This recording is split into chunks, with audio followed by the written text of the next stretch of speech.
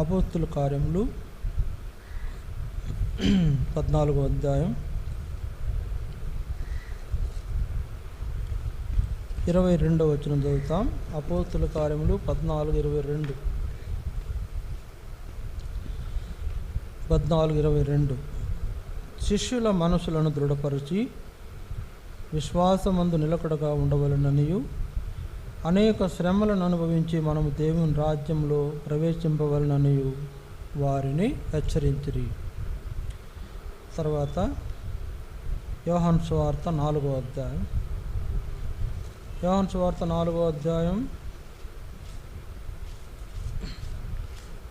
38వ వచనం. యోహాను సువార్త 4వ అధ్యాయం 38వ వచనం కూడా చదువుతాం. మీరు దేనిని గూర్చి కష్టపడలేదో దానిని కొయ్యుటకు మిమ్మును పంపితిని. ఇతరులు కష్టపడిరి, మీరు వారి కష్ట ఫలములో ప్రవేశించుచున్నారని చెప్పాను. ఇప్పుడు ఈ మాటలు గమనించండి. ఇతరులు కష్టపడిరి, మీరు వారి కష్ట ఫలములో ప్రవేశించుచున్నారని చెప్పాను.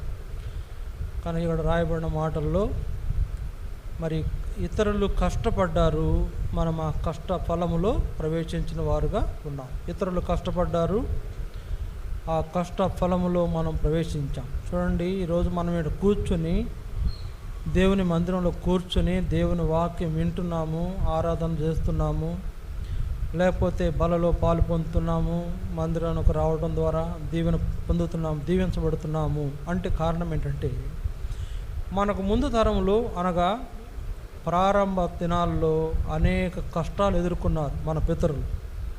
సంఘం ప్రారంభించబడిన దినాల్లో అనేకమైన కష్టాలు వాళ్ళు ఎదుర్కొని ఆ కష్టాల్లో వారు సంఘ నిర్మాణము చేస్తూ వచ్చారు, సంఘాన్ని నిర్మాణం చేస్తూ వచ్చారు. కనుక ఈ రీతిగా మనం పాటలు పాడుకోవటం, ఈ రీతిగా వాక్యం వినటం, ఈ రీతిగా ఆరాధన చేయటం, ఈ రీతిగా బలలో పాలు పొందటం, ఈ రీతిగా మనం మందిరానికి వెళ్ళి దేవుణ్ణి ఆరాధించి మనం దీవించబడడం అనేది అనేకుల కష్ట ఫలితం.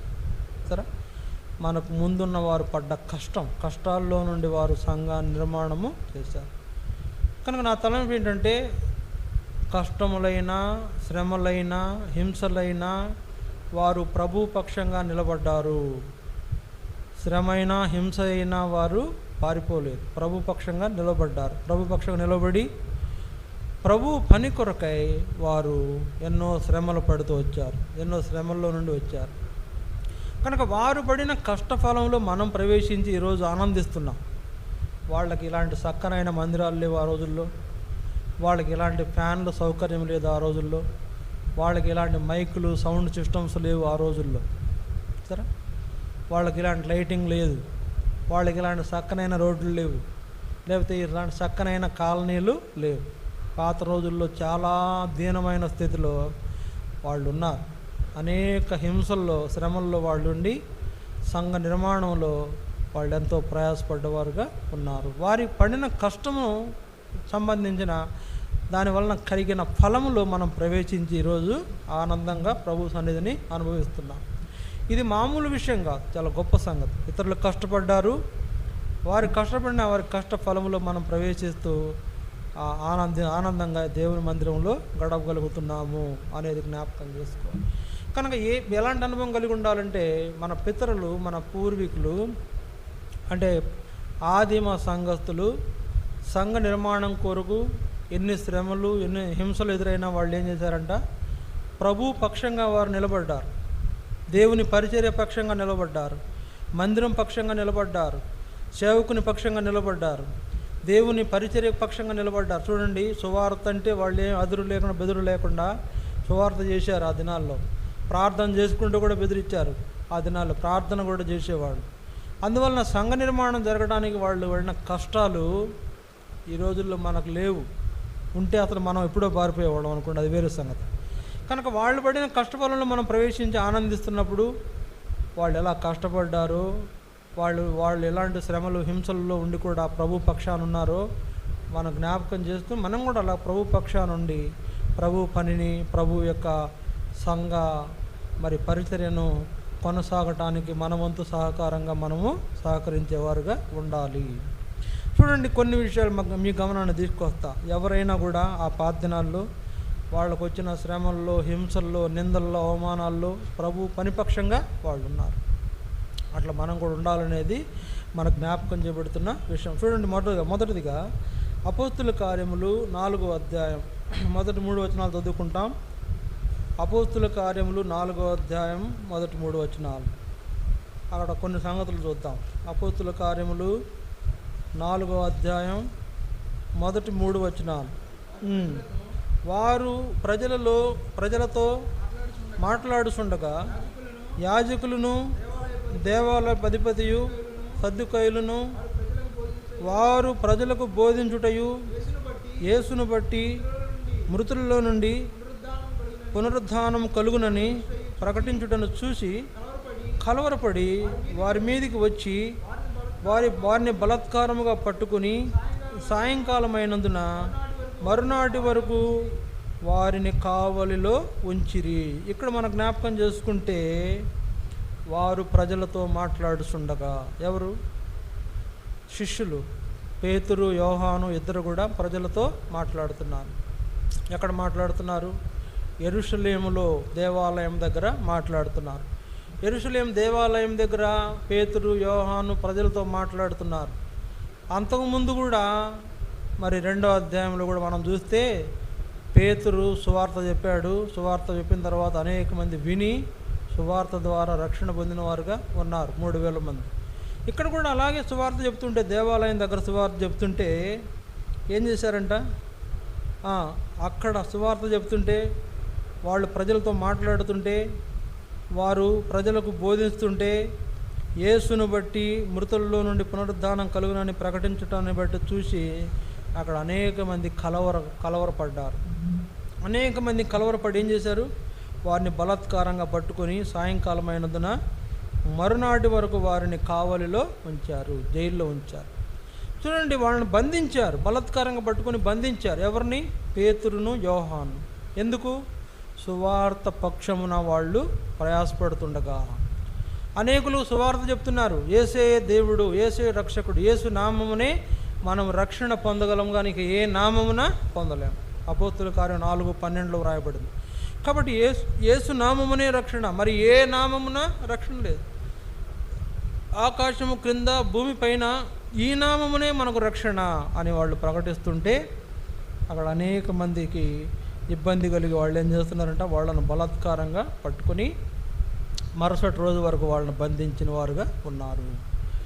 కాబట్టి మన జ్ఞాపకం చేసుకుంటే సువార్త పక్షమున పోరాడుతున్న, ప్రయాసపడుతున్న పేతురు, యోహాను.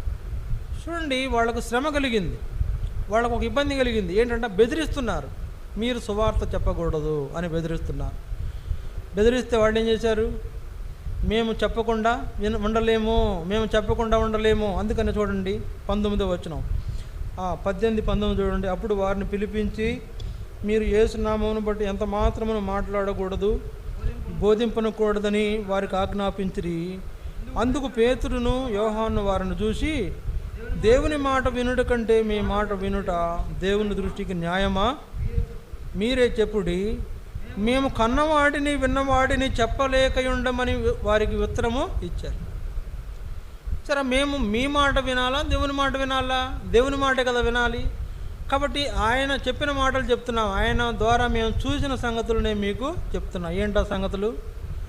ఆయన మానవుల పాప పరిహారార్థమై ప్రాయశ్చిత్తమైన వాడు, ఆయన మానవుల పాప పరిహారార్థమై రక్తమును కార్చినవాడు, ఆయన నామమున రక్షణ కలిగేదిగా ఉంది. ఇక ఆయన తప్ప ఎవరు రక్షించేవాళ్ళు లేరు. కనుక ఆయన చేసిన కార్యములన్నీ కూడా మేము కళ్ళారా చూసాం. కనుక మేము చూసాము, మేము విన్నాము. మేము విన్న వాటిని, మేము చూసిన వాటిని చెప్పకుండా ఉండలేం.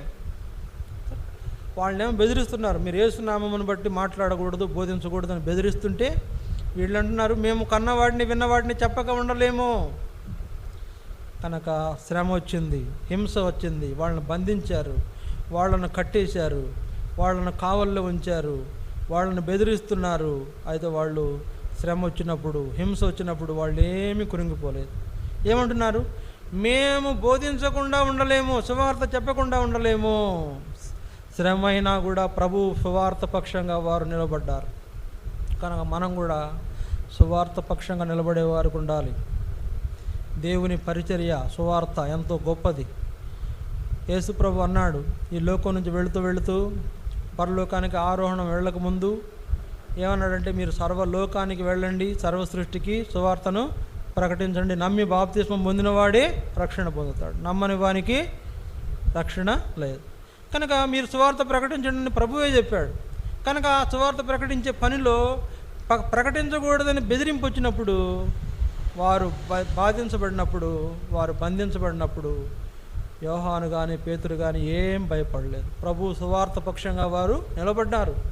కనుక మనం కూడా సువార్త పక్షంగా నిలబడాలి. ఏ శ్రమ వచ్చినా, ఎవరు వచ్చి ఆటంకపరిచినా, నువ్వు చెప్పడానికి వీల్లేదంటారు కొందరు. అయినా కూడా చెప్పక ఉండలేము. మా ప్రభు మా కొరకు చేసిన కార్యాలను చెప్పక ఉండలేము. ఒకప్పుడు మేము భయంకరమైన జీవితం జీవించిన పాపులము, భయంకరమైనటువంటి లోకపరమైన జీవితం జీవించిన వాళ్ళము. అలాంటి మమ్మలను ప్రభు ఏం చేశాడు? మా పాప జీవితం నుంచి మమ్మల్ని విడిపించాడు. లోకపరమైన అలవాట్ల నుంచి మమ్మల్ని విడిపించాడు. తన యొక్క బిడ్డలుగా మమ్మల్ని చేసుకుంటూ వచ్చాడు, మమ్మల్ని రక్షించుకుంటూ వచ్చాడు, మా కొరకు కలువరిచిలో మరణం పొందుతూ వచ్చాడు. కనుక ఆయన చేసిన దాన్ని మేము చెప్పకుండా ఉండలేం కదా. ఒకప్పుడు మన జీవితాలు ఎంతో భయంకరమైనవి. మన భయంకరమైన జీవితాన్ని మార్చిన ప్రభువు చేసిన కార్యాన్ని చెప్పకుండా ఉండలేమనే అనుభవం మనకు ఉండాలి. వాళ్ళ నోరు మూపించాలని చూశారు అక్కడ కొంతమంది, కానీ వాళ్ళు ఏమి నోరు మూసుకోలే, బెదిరించారు. వాళ్ళు ఏం భయపడలా. మేము ఈ సువార్త చెప్పి తీరుతాము. ప్రభు సువార్త పక్షంగా నిలబడిన శిష్యులు. మరి వాళ్ళు నిలబడితే మనం నిలబడొద్దా? వాళ్ళు నిలబడ్డారు కదా, మనం నిలబడొద్దా? వాళ్ళకి కష్టం ఎదురైంది కదా, వాళ్ళకి శ్రమ ఎదురైంది కదా, వాళ్ళు బాధించబడుతున్నారు కదా, అయినా కూడా మేము చెప్పకుండా ఉండలేమని చెప్పినట్లుగా మనం ఉండొద్దా? సువార్త ప్రకటించొద్దా? అనేకులకు సువార్త ప్రకటించాలి కదా, వారిని విశ్వాసంలో నడిపించాలి కదా, వారిని ప్రభు దగ్గర నడిపించాలి కదా. అలాంటి అనుభవం వాళ్ళు కలిగి ఉన్నట్లే మనం కూడా అలాగ సువార్త ప్రకటించి అనేకులను ప్రభు దగ్గరకు తీసుకురావాలి అనేది మనకు జ్ఞాపకం చేయడం. బెదిరించారు, పారిపోయారా? మనల్ని బెదిరించారనుకోండి, మనోళ్ళు ఏం చేస్తున్నారు ఈ మధ్యలో? మీరు చెప్పడానికి వీల్లేదనగానే అమ్మో సార్ వెళ్ళిపోతాం సార్ వెనక్కి తిరిగి వెళ్ళిపోతున్నారు. శిష్యులు యోహాను కానీ పేతురు కానీ అలా ఏం చేయాలి. వాళ్ళేం రౌడీలు కాదు, వాళ్ళేమి ఇతరులు బెదిరిస్తే బెదిరిపోయే మరి లొంగిపోయే రకం కూడా కాదు. వాళ్ళు అంతా మరి చదువుకున్న వాళ్ళు కూడా కాదు, పామరులు, విద్య లేని వాళ్ళు. అయినా కూడా సువార్త పక్షమున సువార్త పక్షమున వాళ్ళు నిలబడ్డారు. మనం కూడా సువార్త పక్షమున నిలబడేవారుగా మనం ఉండాలి. శ్రమ వచ్చినా, బెదిరింపులు వచ్చినా, ఎలాంటి హింసాకరమైన పరిస్థితులు ఉన్నా కూడా సువార్త ప్రకటించాలి. అది మన తర్వాత తరం వాళ్ళు, మనం పడిన కష్టంలో వాళ్ళు ప్రవేశిస్తారు. మనకు ముందు తరం వాళ్ళు పడిన కష్టంలో మనం ప్రవేశించినట్లు ఈరోజు మనం ప్రయాసపడితే, సంఘం కొరకు ప్రయాసపడితే, మన తర్వాత తరం వాళ్ళు ఆ సంఘంలో ప్రవేశించాలంటే ఇక్కడ సువార్త మనం ప్రకటించి పరిస్థితులు వస్తాయి, వ్యతిరేకతలు వస్తాయి, అయినా కూడా ధైర్యంగా నిలబడాలి, ప్రభు కొరకు నిలబడాలి. అలాంటి వారుగా మనం ఉండాలని వాళ్ళను చూసి మనం కూడా జ్ఞాపకం చేసుకోవాల్సిన వారుగా ఉన్నాం. ఇలాంటి అనుభవంలోకి వచ్చి పనులలో పాలు పొందే ఆ భాగ్యాన్ని మనము కలిగిన వారు ఉంటాం. ఇది మొదటి సంగతి. రెండవది చూడండి, అపోస్తుల కార్యములు 7వ అధ్యాయం 51వ వచనం. అపోస్తుల కార్యములు 7వ అధ్యాయం 51వ వచనం. అపోస్తుల కార్యములు 7:51 ఏం రాయబడింది? 7:51. అపోస్తుల కార్యములు 7:51. ముష్కరులారా, హృదయములను చెవులను దేవుని వాక్యమునకు లోపరచనల్లని వారులారా, మీ పితరుల వలె మీరును ఎల్లప్పుడూ పరిశుద్ధాత్మను ఎదిరించుచున్నారు. మీ పితరులు ప్రవక్తలలో ఎవరిని హింసింపకయుండిరి, ఆ నీతిమంతుని రాకను గూర్చి ముందుగా తెలిపిన వారిని చంపిరి, అయినను మీరు ఇప్పుడు అప్పగించి హత్య చేసిన వారైతిరి అని ఒక వ్యక్తి, స్తెఫను అనే ఒక వ్యక్తి యెరూషలేము వీధుల్లో బిగ్గరగా ఈ మాటలు పలుకుతున్నాడు. ఏమంటున్నాడు? ముష్కరులారా, హృదయములను చెవులను దేవుని వాక్యమునకు లోపరచనల్లని వారులారా, మీ పితరుల వలె మీరును ఎల్లప్పుడూ పరిశుద్ధాత్మను ఎదురిస్తున్నారు. కనుక ముష్కరులారా అంటే మనల్ని అంటే కనుక ఏమైతే చెప్పండి ఎవరన్నా? ముష్కరులు అంటే, ముష్కర మంద అంటే ఏంటి? అల్లరి జనం, దేవునికి లోబడినటువంటి స్వభావం గల ప్రజలు. కనుక వాళ్ళు దేవుని వాక్యానికి హృదయాన్ని చెవులను లోపరచనలని వారు ఉన్నారని స్తెఫను గద్దించి మాట్లాడుతున్నాడు. వాస్తవంగా అక్కడ ఉన్న ప్రజలందరూ కూడా స్టెఫన్ ఏం చేశారు, పట్టుకున్నారు చూడండి. అందుకే అదే మరి అపోస్తుల కార్యములు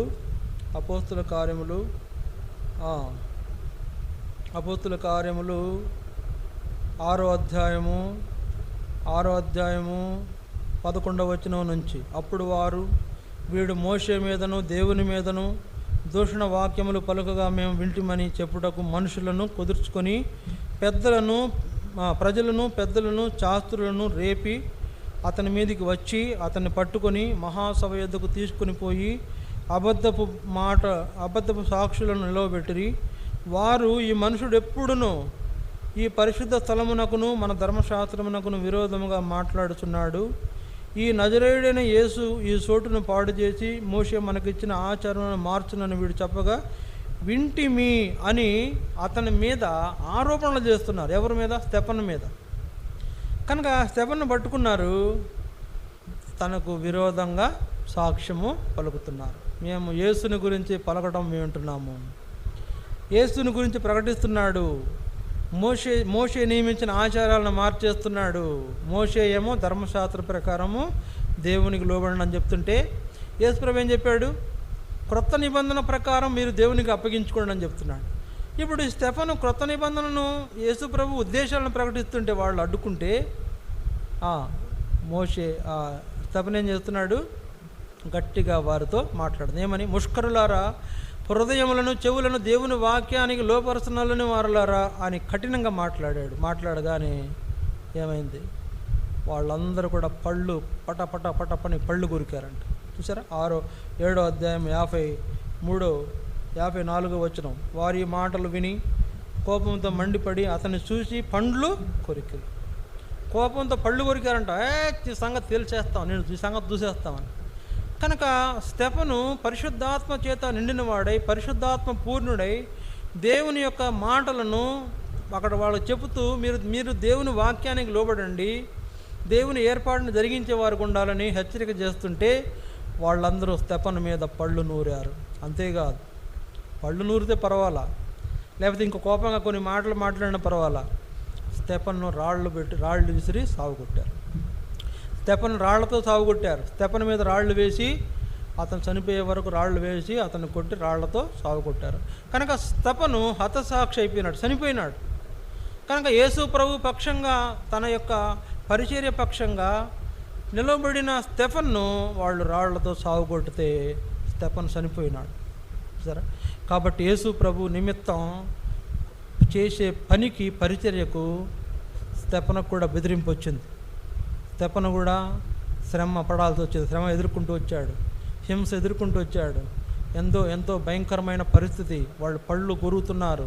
అంతేకాదు, అతని మీద ఎన్నో ఆరోపణలు చేస్తున్నారు. అది చాలదన్నట్టుగా రాళ్లతో అతన్ని సాగుకొట్టారు. రాళ్లతో అతన్ని సాగుకొట్టినటువంటి ఆ యొక్క పరిస్థితి ఏమో జ్ఞాపకం చేస్తుంది మనకి?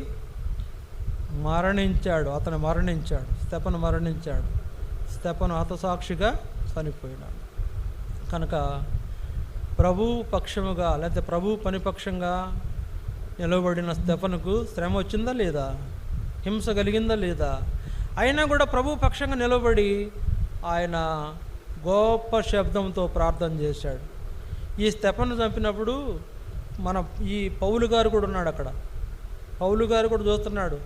చంపే వాళ్ళని చూసి చంపండి అని ప్రోత్సాహపరుస్తున్నాడు. చంపండి అని ప్రోత్సాహపరిచిన వాడే ఈ పౌలు కూడా.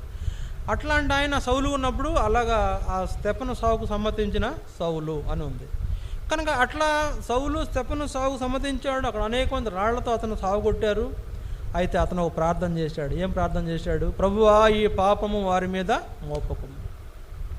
యేసు ప్రభు కూడా అన్నాడు, తండ్రి వీరేమి చేస్తున్నారు, వీరెరుగురు కనుక వీరిని క్షమించు. తనను సిలువ వేసేవారిని, తనను కొరడాలతో కొడుతున్న వారిని, తనను బూతులతో దూషిస్తున్న వారిని, తన ముఖం మీద ఉమ్మి వేసిన వారిని, తనపై ముండ్ల కిరీటం పెట్టిన వారిని, తన యొక్క దేహమును కొరడాలతో కొట్టి చీల్చి చెండాడిన వారిని ఏం చేస్తున్నాడు యేసు ప్రభు?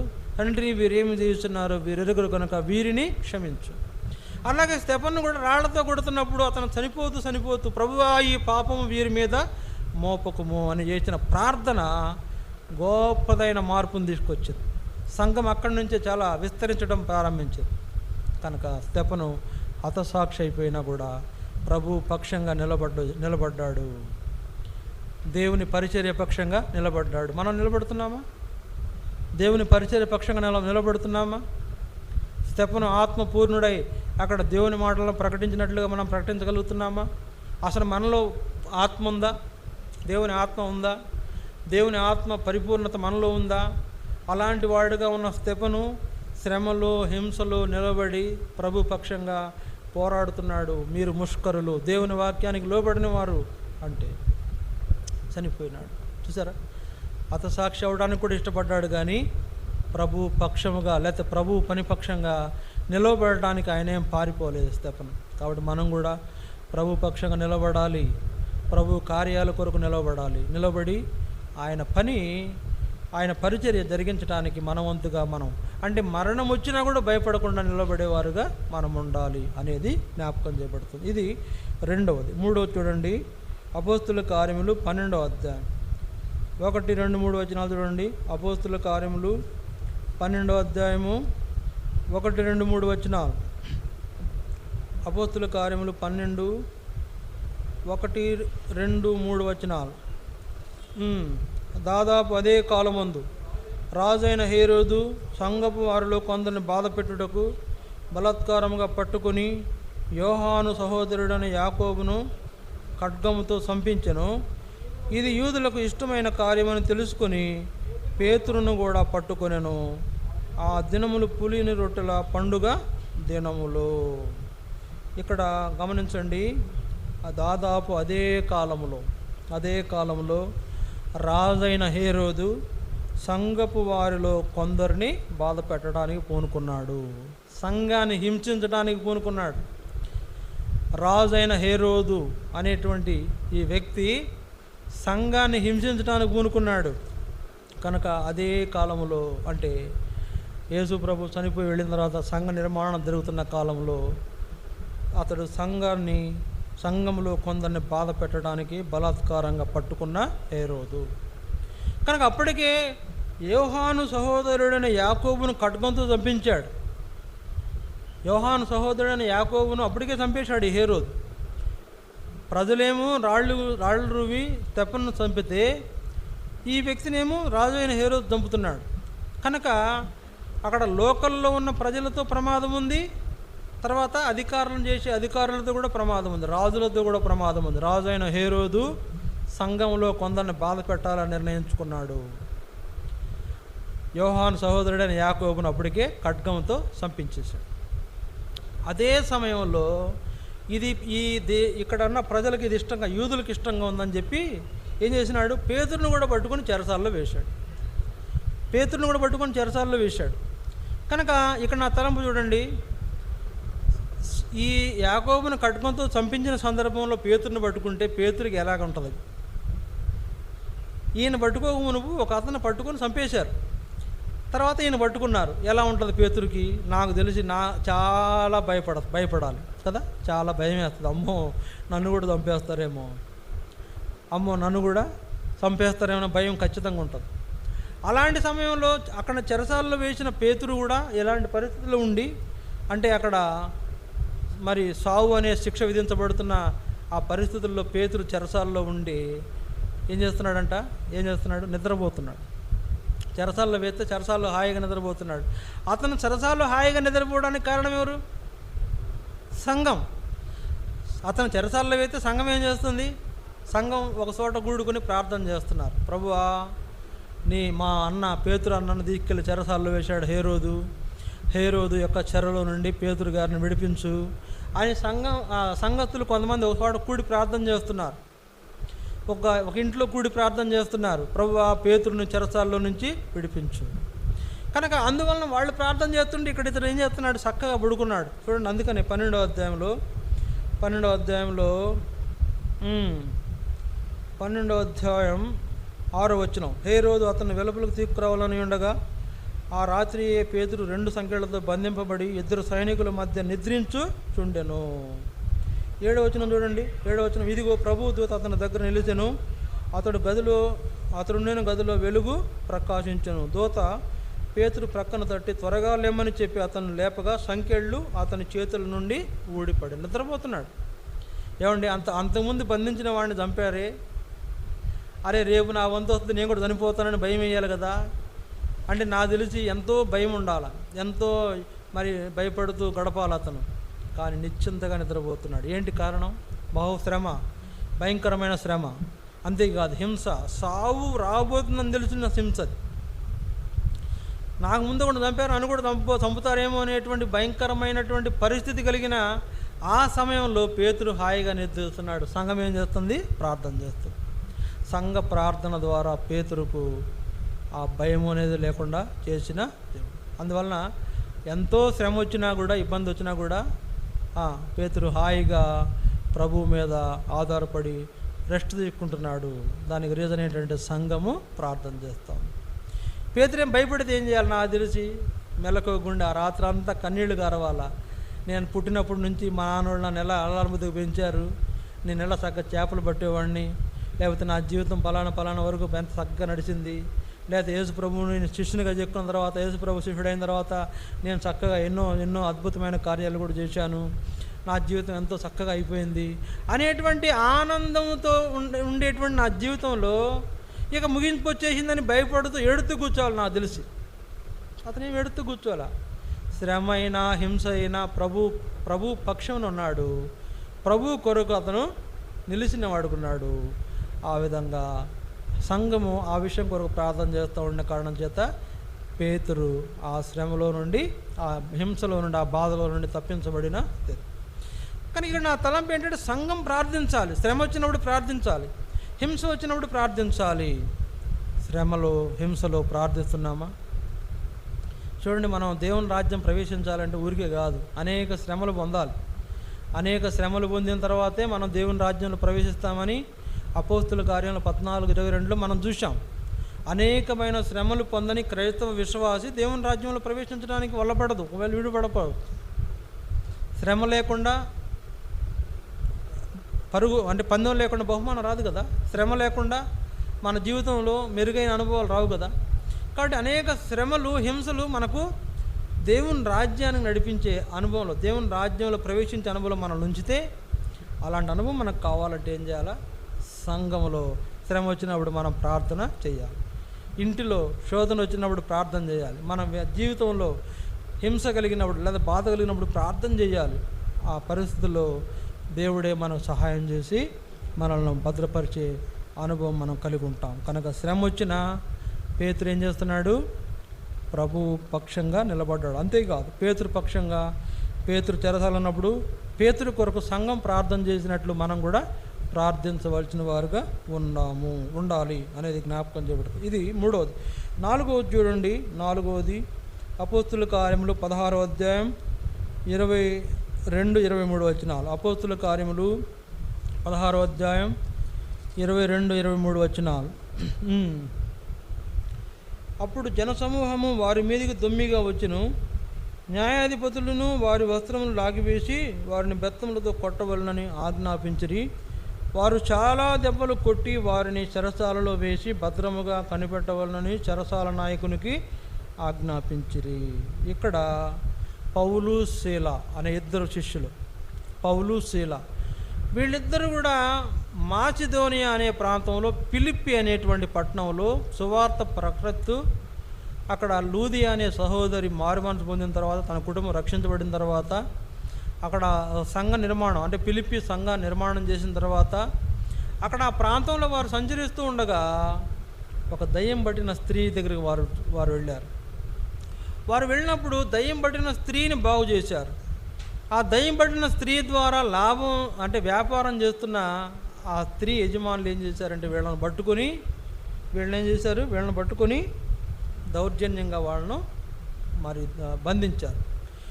దొమ్మిగా అని అక్కడ ఉంది కదా, దొమ్మిగా వారి మీదకి వచ్చినాను. దొమ్మిగా అంటే దౌర్జన్యంగా వారి మీదకి వచ్చారు. ఎవరు మీరు?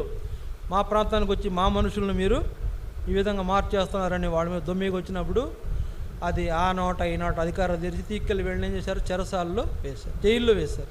ఎవరిని? పౌలును, శీలను. ఎవరి పౌలు? స్తెఫను సావుకు సమ్మతించిన సౌలే ఈ పౌలు. కనుక పౌలు మారిపోయిన తర్వాత అతను కూడా కష్టాల్లో ఉన్నాడు, శ్రమలు వచ్చినాయి, అతనికి కూడా హింస కలిగింది. ఆ హింస కలిగినప్పుడు అతనితో ఉన్న పౌలును శీలను తీసుకెళ్ళి చెరసాల్లో బంధించారు. ఎట్లా బంధించారు? గొలుసులు వేసి బంధించారు. ఎట్లా బంధించారు? కాళ్లకు బోండాలు బిగించి బంధించారు. సరే, ఇప్పుడు ఈ కష్టంలో వాళ్ళు ఓడిపోయారా గెలిచారా అంటే మనం ఏం చెప్తామంటే వాళ్ళు ఓడిపోలేదు, వాళ్ళు ప్రభుపక్షంగా నిలబడి వాళ్ళు అక్కడ విజయాన్ని సాధించారు. ఆ శ్రమలో వాళ్ళు నిలబడ్డారు కనుక శ్రమ వచ్చినప్పుడు నిలబడ్డారు. నేనైతే ఏమంటానంటే మనల్నే కనుక తీక్కలు పెడితే, చెరసాల్లో పెడితే ఇక రాత్రి అంతా దిగులుగా కూర్చుంటాం, ఏడుతో కూర్చుంటాం. అరే నాయన, ఈ సువార్త ప్రకటించకపోయినా బాగుండేది, ఈ యేసుప్రభుని గురించి చెప్పకపోయినా బాగుండేది, అనవసరంగా యేసుప్రభుని గురించి చెప్పి మనం అనవసరంగా ఇరుక్కుపోయాము, చెప్పకుండా మనకు మంచిగా ఉండేది అని మనం బాధపడుతూ ఉండేవాళ్ళం. కనుక పౌలు శీల అలా బాధపడలా. ఏం చేశారు? సంతోషంగా ఉన్నారు. ఎందుకు సంతోషించారు? శ్రమలో కూడా సంతోషించడం నేర్చుకున్నారు కనుక సంతోషించారు. వాళ్ళకి హింస కలిగినా కూడా హింసలో సంతోషించడం నేర్చుకున్నారు కనుక వాళ్ళు సంతోషించి అనుభవంలో వారు ఉన్నారు. వారు అక్కడ కూడా సంఘం నిర్మాణం జరగడానికి చేస్తున్న పని కనుక సంఘ నిర్మాణం జరిగేటువంటి సందర్భంలో ఆ పని పక్షంగా వారు నిలబడిన వారుగా ఉన్నారు. మన జ్ఞాపకం చేసుకోండి, కాళ్లకు చేతులకు సంఖ్యళ్ళు, కాళ్లకు బోండా వేసి బిగిస్తే చాలా భారంగా ఉంటాం, కదలటానికి కూడా వీళ్ళని బంధకం. అది అలాంటి హింస శ్రమ కలిగినా కూడా వాళ్ళు ఏం చేస్తున్నారంటే కీర్తనలు పాడుతున్నారు, ప్రార్థనలు చేస్తున్నారు. వీళ్ళు వాడే కీర్తనలు, వాళ్ళు వేసే ప్రార్థనలు అక్కడ ఉన్న ఖైదీలందరూ కూడా వింటున్నారు. అంతేకాదు జైలు అధికారి వింటున్నాడు. ఆ రోజు ఏమైందంటే వీళ్ళ కీర్తనలకు వీళ్ళ పాటలకు భూకంపం వచ్చింది, చెరసాల బద్దలైపోయింది, వాళ్ళ సంఖ్యళ్ళు ఊడిపడిపోయినాయి, వాళ్లకు విడుదల కలిగింది. చెరసాల నాయకుడు వాళ్ళ దగ్గరికి వచ్చి, అయ్యా ఏంటి గొప్ప కార్యము, మీరు ఎలా మారు మనసు పొందారు, నేను ఎలా మారు మనసు పొందాలి చెప్పండి అంటే అప్పుడు పౌలు గారు అన్నాడు, ఏమన్నాడు? ప్రభు అయిన యేసునందు విశ్వాసం ఉంచుము, అప్పుడు నీవును నీ ఇంటి వారు గొప్ప రక్షణ పొందుతారని అలా విశ్వాసంలోకి వారిని నడిపించి వారిని ప్రభు ఏర్పాటులోకి ఆ కుటుంబాన్ని తీసుకొచ్చిన పౌలు. శ్రమ అయినా, శోధన అయినా, హింస అయినా వాళ్ళేమీ పారిపోలా, పరిచర్య పక్షంగా నిలబడ్డారు కనుక ఒక కుటుంబం రక్షించబడింది. అంతేకాదు చెరసాల్లో ఉన్న వాళ్ళందరూ కూడా రక్షణ పొందిన వారు ఉన్నారు. కనుక ప్రభు పని కొరకు శ్రమ వచ్చినా, హింస అయినా మనం నిలబడాలి అని ఈ విషయాలను బట్టి మన జ్ఞాపకము చేయబడుతుంది. ప్రభు పనిలో ఏ పరిస్థితిలో నిలబడదాం. ప్రభు పని కొరకు లేకపోతే ప్రభు పరిచర్య కొరకు మనం ఆయన పక్షంగా నిలబడితే ఆయన మనకు సహాయం చేసేవాడు ఉంటాడు. తర్వాత అనేక మంది రక్షణ పొంది దేవుని వెంబడించే అనుభవంలోకి వారు వచ్చేవారు ఉంటారు. కనుక మనం ఏం చేయాలా? ప్రభు పని కొరకు నిలబడాలి. శ్రమ అయినా, హింస అయినా ఆయన కొరకు నిలబడేవారుగా మనం ఉండాలి అనేది మనకు జ్ఞాపకం చేయబడదు.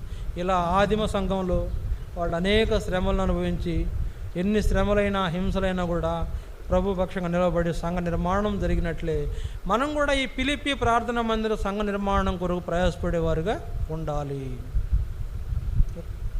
పారిపోలా. పాత రోజుల్లోనంట ఎలాంటి శ్రమ వచ్చింది తెలుసా వాళ్ళకు? ఒక ఆయన్నేమో సలసలా కాగుతున్న నూనెలో వేసి కాల్చి చంపారంట. ఒక ఆయన్నేమో తల కిందకి కాళ్ళు పైకి పెట్టి చిలువ వేసి మేగులు కొట్టారంట. ఒక ఆయన్నేమో మధ్యలోకి రంపంతో కోసేసి 2 భాగాలు చేసి చంపారంట. అక్కడ ఉంది వాక్యంలో, రంపాలతో కొయ్యబడ్డారు, రాళ్లతో కొట్టబడ్డారు. తర్వాత సింహాలకు వాళ్ళు ఎర్రగా వేయబడ్డారు. అంతేకాదు అనేక రకాలైన శ్రమలు అనుభవించి ప్రభు పని కొరకై ప్రయాసపడ్డారు, ప్రభు పక్షంగా నిలబడ్డారు. సంఘము ఆ రీతిగా వాళ్ళ శ్రమ హింస ద్వారా ప్రారంభమైన ఆ సంఘంలో వాళ్ళ కష్టఫలంలో మనం ప్రవేశించాము, అనుభవిస్తున్నాం. అట్లా అయితే మన తర్వాత తరం వాళ్ళు మరి ఇలాంటి అనుభవం రావాలంటే ఈరోజు మనం ప్రయాసపడాలి.